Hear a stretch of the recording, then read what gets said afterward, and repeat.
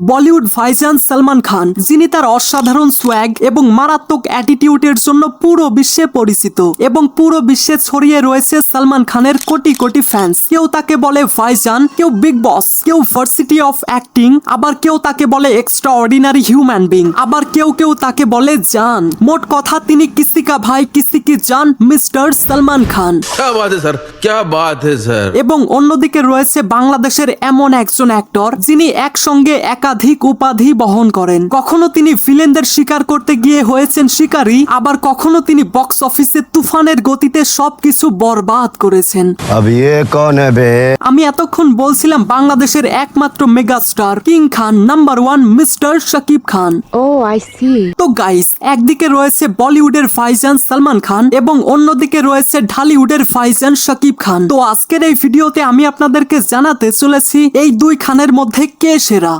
মুরব্বি, পুরো ভিডিও না দেখে কমেন্ট করবেন না, ঠিক আছে? So this is going to be an very interesting video. তাই ভিডিও শুরু করার আগে চ্যানেলটা সাবস্ক্রাইব করুন। আরে বাহ, আপনাকে Fair and Lovely. I mean আপনাকে থ্যাংক ইউ। বলিউড মানে গ্ল্যামার, স্টাইল, আলো ঝলমলে পর্দা, আর এই পর্দার এক উজ্জ্বল নক্ষত্র হলেন সালমান খান। কিন্তু তার জীবন কি শুধুমাত্র স্টারডম এবং সাফল্যে ভরা? এটার উত্তর হলো না। সালমানের জীবন মানেই একটা রোলার কোস্টার, উত্থান পতন, ভালোবাসা, বিতর্ক, দানশীলতা এবং ভাইজান হয়ে ওঠার গল্প। তো চলুন আজকে সেই গল্পই জানা যাক।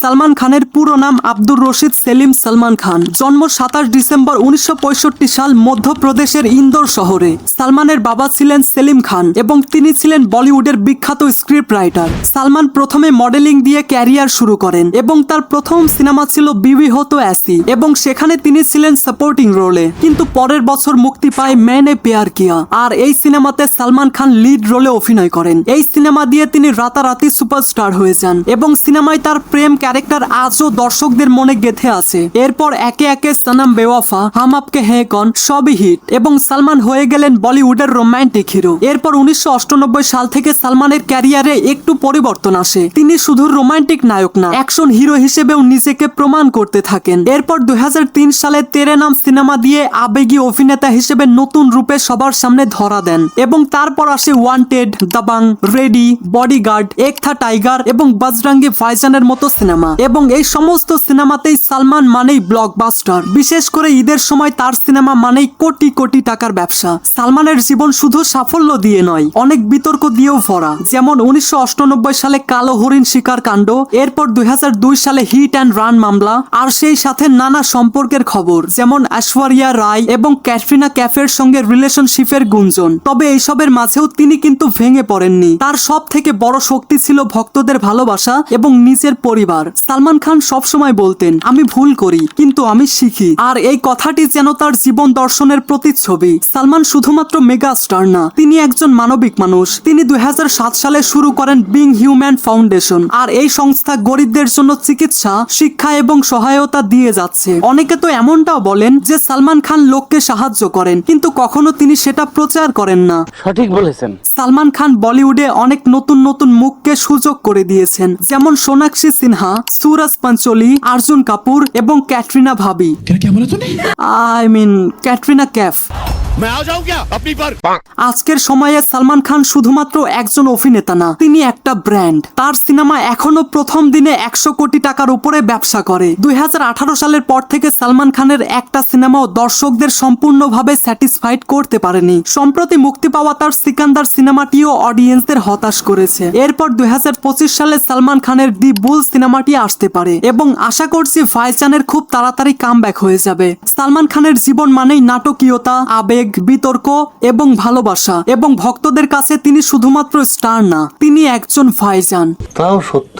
এদিকে বাংলা সিনেমা বলতে যার ছবিটা সর্বপ্রথম চোখে ভেসে ওঠে তিনি হলেন শাকিব খান। গ্ল্যামার, সাফল্য, কন্ট্রোভার্সি এবং স্টারডম, এই সব কিছু যিনি একসঙ্গে ধারণ করেন তিনি হলেন ঢালিউডের একমাত্র কিং খান। কিন্তু জানেন কি, এই জায়গায় আসার পেছনে রয়েছে একটা সংগ্রামী কাহিনী। তো চলুন আজকে আমরা জেনে নেই কিভাবে একজন মাস্টার্স পড়ুয়া তরুণ হয়ে উঠলেন পুরো ইন্ডাস্ট্রির রাজা।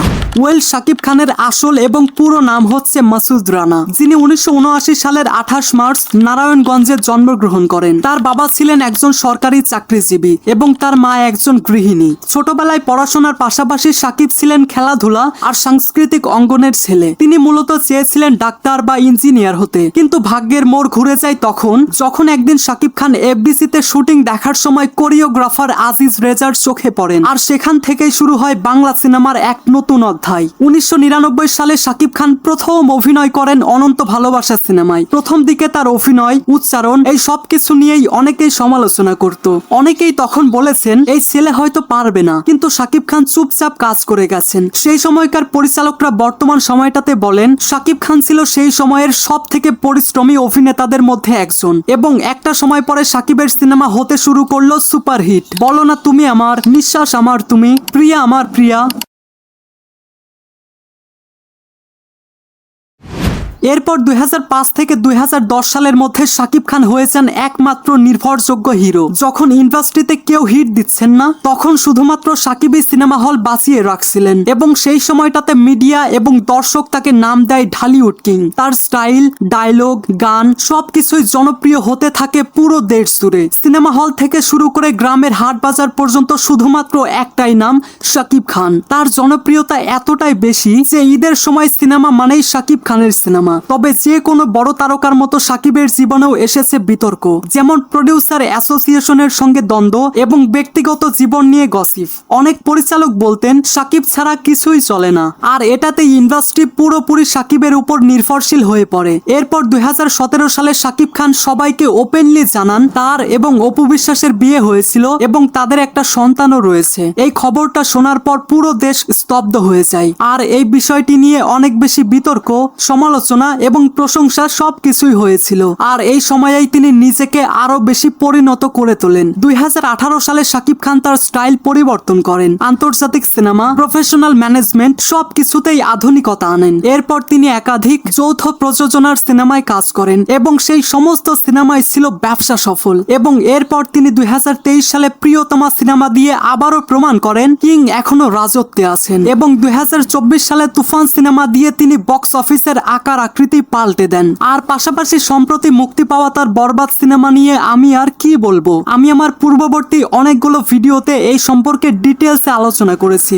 শাকিব খান এখন বাংলাদেশের পাশাপাশি কলকাতা, দুবাই এবং লন্ডনের মতো দেশে জনপ্রিয়। তবে একটা কথা বলতেই হয়, ডিপজল, মান্না এবং রিয়াজদের সময় পেরিয়ে তিনি একাই টিকিয়ে রেখেছেন ইন্ডাস্ট্রি। এবং এই কথা শুধুমাত্র আমি বলছি না, এই কথা অনেক প্রডিউসার এখন পর্যন্ত নিজের মুখে স্বীকার করেন। শাকিব খানের জীবন কাহিনী আমাদের শেখায় পরিশ্রম, ধৈর্য এবং নিজের প্রতি বিশ্বাস থাকলে কোনো স্বপ্নই অসম্ভব নয়। সমালোচনা এবং ব্যর্থতা, এই সমস্ত কিছু পেরিয়ে তিনি আজকে কোটি কোটি মানুষদের রাজা।